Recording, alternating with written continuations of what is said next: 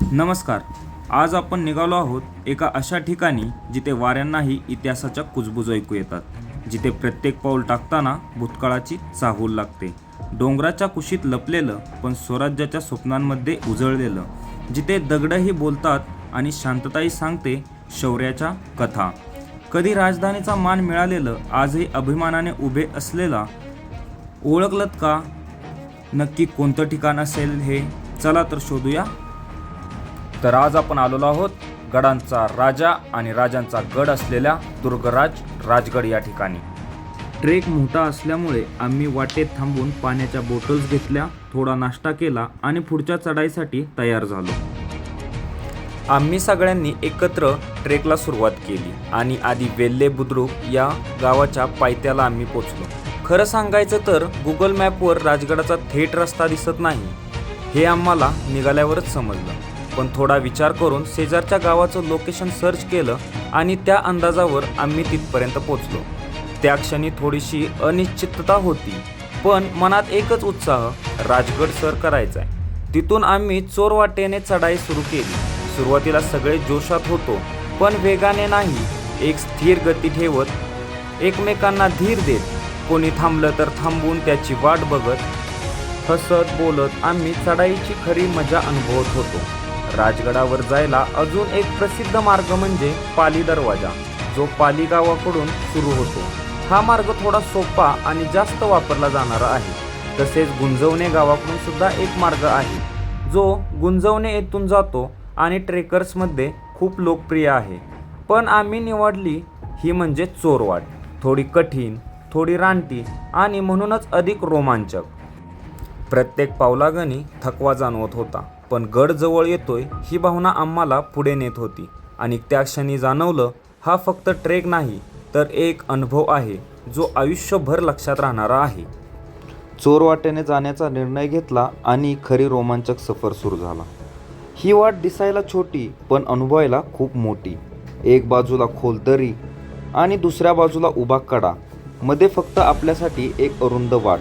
पकडायला रेलिंग होतं, पण प्रत्येक पाऊल टाकताना हृदयाची धडधड वाढत होती.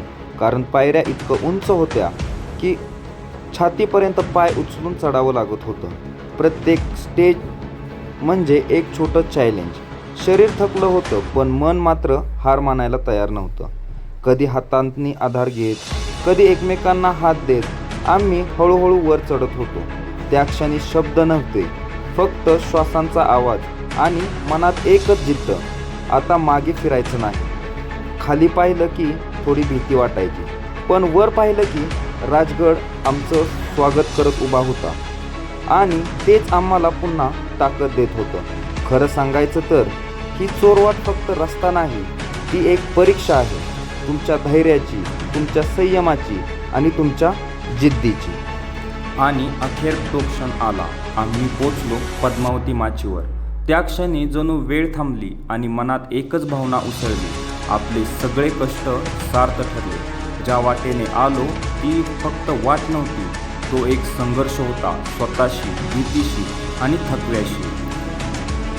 राजगड किल्ल्याचा सर्वात महत्त्वाचा आणि ऐतिहासिक भाग म्हणजे पद्मावती माची. हीच ती जागा जिथे छत्रपती शिवाजी महाराज यांनी तब्बल 25 वर्ष वास्तव केले. हीच त्यांची राजधानी होती. इथूनच स्वराज्याचे स्वप्न आकार घेत होते. माचीवर पाऊल टाकतात सगळ्यात आधी दिसले शांत, स्थिर पण इतिहास जपणारी पाण्याची टाकी. शेकडो वर्षापूर्वी बांधलेल्या या टाकीमध्ये आजही पाणी साठवले जाते. त्या काळातल्या अभियांत्रिकी कौशल्याचा हा जिवंत पुरावा आहे. प्रत्येक थेंब जणू इतिहास सांगतो, इथे कधी स्वराज्य जगत होतं. आणि मग त्या माचीचं हृदय, पद्मावती देवीचं मंदिर. याच देवीच्या नावावरून या माचीला नाव मिळालं, पद्मावती माची. मंदिरात प्रवेश करताच एक वेगळी शांतता जाणवते, जणू हजारो वर्षांचा इतिहास त्या भिंतींमध्ये गुंजत असतो. डोळे मिटले की जणू छत्रपती शिवाजी महाराज इथेच उभे आहेत, रणनीती आखत आहेत, स्वराज्याचं स्वप्न साकार करत आहेत असे वाटते. ट्रेक करताना आम्ही खूप थकलो होतो आणि आमचं पाणी पूर्ण संपलं होतं. अशा वेळी ही टाकी दिसणं आणि इथलं स्वच्छ पाणी मिळणं आमच्यासाठी खूप महत्त्वाचं ठरलं. आम्ही त्या टाकीतून पाणी बॉटलमध्ये भरून घेतलं. ते पाणी मिळाल्यावर शरीराला लगेचच आराम मिळाला. आम्हाला त्या ठिकाणी कचेरीचे अवशेष पाहायला मिळाले, जिथे पूर्वी कागदपत्राचे व्यवहार आणि प्रशासकीय कामे चालत असत. त्याचबरोबर तटबंदीच्या भागात मावळ्यांसाठी प्रातविधीची सोयसुद्धा केलेली दिसते. त्यातून किल्ल्याची सुबक रचना आणि त्या काळातील मावळ्यांच्या नियोजनबद्ध व्यवस्थेची स्पष्ट झलक दिसून आली. इथून पुढे चालत गेल्यावर आम्ही तोफ गोळा ठेवण्याच्या ठिकाणी पोहोचलो. त्या ठिकाणी बाहेर काही तोफांचे अवशेष पाहायला मिळाले, जे आजही त्या इतिहासाची साक्ष देत होते. समोरच सुवेळामाची आणि किल्ल्याचा भव्य परिसर दिसत होता. थोडक्यात आम्ही बाले किल्ल्याच्या पायथ्याशी पोहोचलो होतो आणि त्या ठिकाणाचं ऐतिहासिक महत्त्व अधिकच जाणवलं. तिथून पुढे आमचा बाले किल्ला चढण्याचा प्रवास सुरू झाला. हा प्रवास अजिबात सोपा नव्हता. खड्या, अरुंद पायऱ्या आणि उंच चढ, कारण बाले किल्ला म्हणजे गडाचा सर्वात उंच ठिकाण. आम्ही हळूहळू चढत वाटेत भेटणाऱ्या ट्रेकर्सकडून मार्ग आणि सल्ला घेत पुढे जात राहिलो. अरुंद आणि खड्या पायऱ्या पाहताना प्रत्येक पावलावर जाणवत होतं की मावळ्यांनी हा गड उभा करण्यासाठी किती कठीण परिश्रम घेतले असतील. चढाई खूपच अवघड होती. श्वास चढत होता, पाय जड झाले होते, पण एकमेकांना आधार देत आम्ही हळूहळू पुढे सरकत राहिलो. वाटेने भेटणाऱ्या ट्रेकर्सकडून मार्गदर्शन घेतलेच होते. थांबत थांबत आम्ही वरच्या दिशेने चढत राहिलो. जसा बालेकिल्ला जवळ येऊ लागला तसा तसा थकवा कमी आणि उत्साह जास्त वाटू लागला. वाटेत दगडामध्ये कोरून मावळ्यांसाठी बसण्याची जागा केलेली दिसते. यावरून त्यांच्या विश्रांतीची आणि पहाऱ्याची व्यवस्थित सोय केलेली होती. या क्लिपमध्ये मी दाखवत आहे की बेल्ले गावाजवळ आम्ही गाड्या लावल्या. तिथून ट्रेकला सुरुवात केली. पुढे छोट्या टेकड्या, चढ उतार आणि वळणावळणाच्या वाटा पार करत आम्ही हळूहळू पुढे सरकत होतो. मध्ये थांबत थोडा आराम करत आणि एकमेकांना साथ देत आम्ही अवघ्या 1.5 तासात राजगड किल्ल्यावरती पोहोचलो आणि आत्ता आम्ही बाले किल्ल्याच्या दरवाजापर्यंत पोहोचलो. हा क्षण खरंच अविस्मरणीय होता. बाले किल्ल्याचा तो भव्य महादरवाजा पाहताच मन प्रसन्न आणि अचंबित झालं. एवढ्या उंच ठिकाणी इतकी मजबूत भक्कम बांधकाम त्या काळात कसं केलं असेल हा विचार मनात सतत येत राहिला. महादरवाजातून आत प्रवेश करत आम्ही राजगड किल्ल्याच्या बाले किल्ल्यात शिरलो. वर चढत जाताना समोर दगडात कोरलेल्या छोट्या पाण्याच्या टाक्या दिसल्या. एवढ्या उंच ठिकाणीही पाण्याची अशी सुबक आणि दूरदृष्टीतून केलेली सोय पाहून मनात आदर निर्माण झाला. आजही त्या टाक्यांमध्ये पाणी साठवलेले दिसत आहे.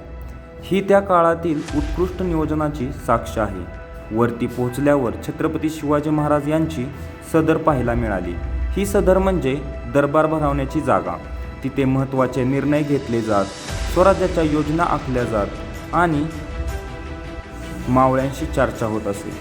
त्या ठिकाणी बसून आम्ही समोर मावळता सूर्य पाहत होतो. सह्याद्रीचा अफाट विस्तार डोळ्यासमोर पसरला होता. शांत वातावरणात बसून स्वराज्याच्या निर्मितीचा विचार करताना एक वेगळीच ऊर्जा जाणवत होती. समोर दिसणारी सुवेळामाची त्या क्षणाला अजून भव्य बनत होती. तो अनुभव शब्दात मावणारा नव्हता.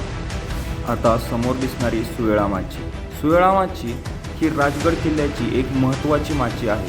सुमारे 4250 फूट उंचीवर वसलेला हा गड चारही बाजूंनी मजबूत रचनेमुळे अत्यंत सुरक्षित मानला जात होता. सुवेळामाचीवरून दूरचा परिसर स्पष्ट दिसतो. त्यामुळे शत्रूवर लक्ष ठेवण्यासाठी ही जागा रणनीतिदृष्ट्या खूप महत्त्वाची होते. याच कारणामुळे छत्रपती शिवाजी महाराज यांनी राजगडाची निवड स्वराज्याची पहिली राजधानी म्हणून केली. उंची, नैसर्गिक संरक्षण, पाण्याची सोय आणि विस्तीर्ण माचा या सगळ्यांमुळे हा गड प्रशासन आणि लष्करीदृष्ट्या अत्यंत योग्य ठरला. तिथून पुढे आम्हाला नेडेसुद्धा पाहायला मिळाले. वाऱ्याच्या सततच्या घर्षणामुळे दगडात तयार झालेली नैसर्गिक गोल पोकळी हे निसर्गाचं एक अद्भुत रूपच आहे.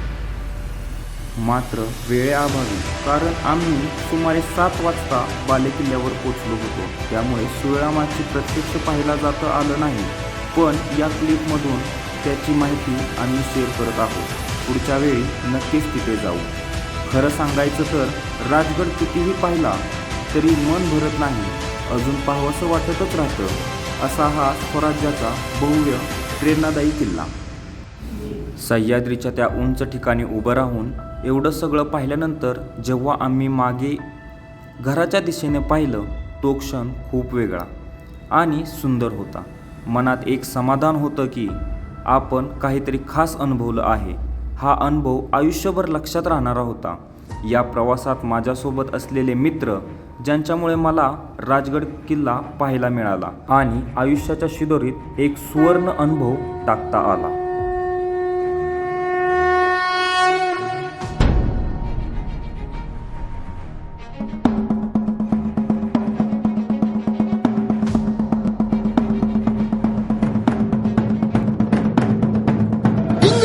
जंब पर वादवसु अंब पर रावण स अंब पर रघुकुल राज है.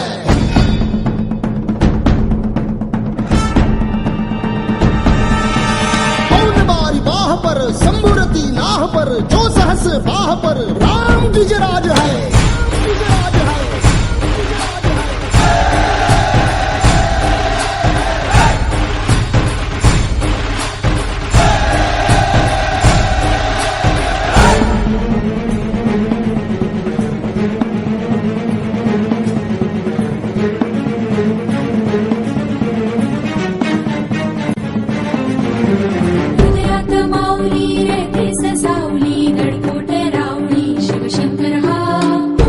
मंत्रणा युक्तीची यंत्रणा कळदुष्ट दुर्जना प्रलयंकर हा. सृष्टांचं रक्षितो शत्रूनी खंदतो भावंड भावना संस्थापितो ऐसा युगे युगे स्मरणीय सर्वदा माता पिता सखा शिवभूपतो.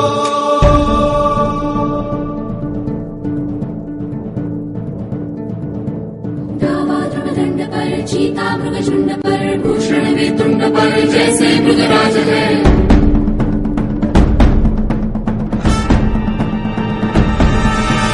तेजतम अंश पर कन्या जिमी कंस पर धूमलिच्छ वंश पर शेर शिवराज